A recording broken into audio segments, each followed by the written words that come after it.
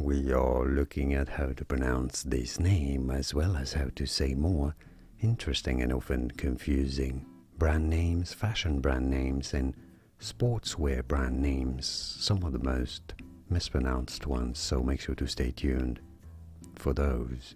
This is an American brand of athletic footwear and apparel.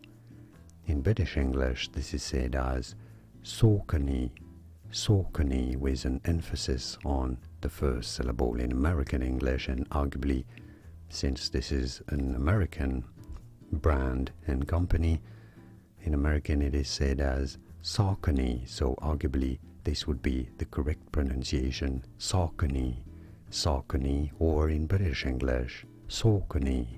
And now you know it all.